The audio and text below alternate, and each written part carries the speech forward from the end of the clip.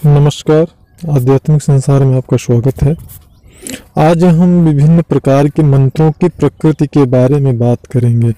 विभिन्न प्रकार के जो मंत्र होते हैं उनकी जो प्रकृति होती है, उनकी जो सिद्धि की प्रक्रिया होती है, किस प्रकार से वे मंत्र सिद्ध होते हैं, इन विषयों पे बात करेंगे। तो सबसे पहले हम बात करते हैं जो वैदिक मंत्र होते हैं और उनमें जो सात्विक मंत्र होते हैं, उन सात्विक मंत्रों के सिद्धि प्रक्रिया के बारे में, किस प्रकार से सात्विक मंत्रों की सिद्धि होती है। क्योंकि जो सात्विक मंत्र होते हैं, यह जो तमोगुणी शक्तियों से संपुटित मंत्र होते हैं, बीज मंत्रों से युक्त जो मंत्र होते हैं, उनसे बहुत ज़्यादा देर में बहुत ही ज़्यादा से ज़्यादा जाप करने के बाद में यह सात्विक मंत्र, वैदिक मंत्र जो होते हैं, यह सिद्ध होते हैं। और इनकी जो प्रकृति है वह अति सौम्य और बिल्कुल किसी प्रकार की समस्या से रहित होती है। सात्विक मंत्र जो होते हैं, इनको ज़्यादातर सिद्ध करने के लिए आपको वाचिक जाप करना पड़ता है।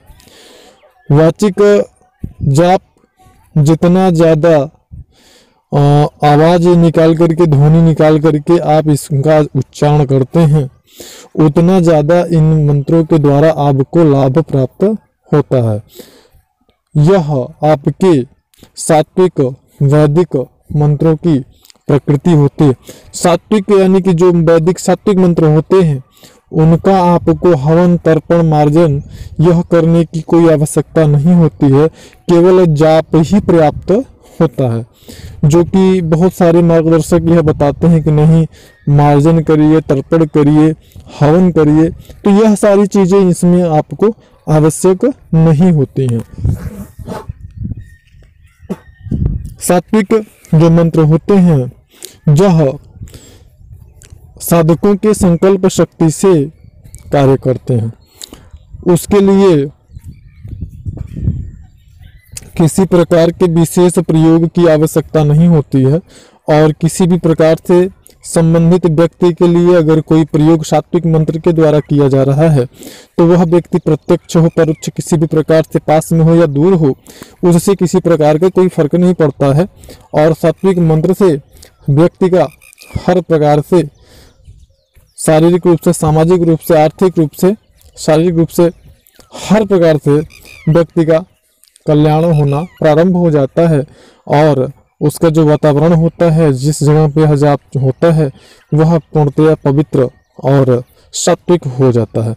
सात्विक मंत्र जाप करने वाले साधकों को बहुत ही ज़्यादा सावधानियों की ज़रूरत होती है, बहुत ज़्यादा उन्हें सावधान रहने की ज़रूरत होती है।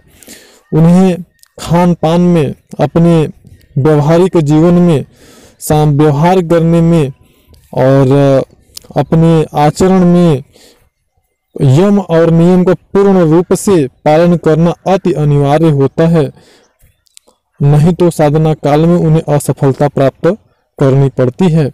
और सात्विक मंत्र कुछ ऐसे भी हैं जिनको कई कई जन्मों तक उनका जाप करने के बाद वह मंत्र सिद्ध होते हैं। यह हमारे सात्विक मंत्रों की प्रकृति होती है।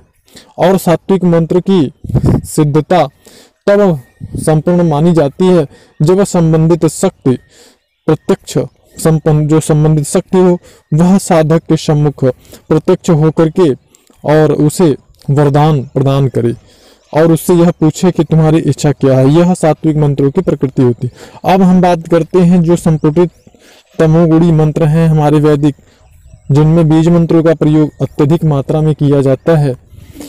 यहाँ पे मैं थोड़ा सा ये कहना चाहूँगा कि हमारे सात्विक मंत्रों का जो मैंने बात किया, तो सात्विक मंत्रों में अब जैसे कि आप अगर बात करेंगे तो हमारा गायत्री मंत्र है अति सात्विक मंत्र, और हमारा मृत्युंजय मंत्र है अति सात्विक मंत्र। महामृत्युंजय मंत्र की बात मैं नहीं कर रहा हूँ, मैं मृत्युंजय मंत्र की बात कर रहा हूँ।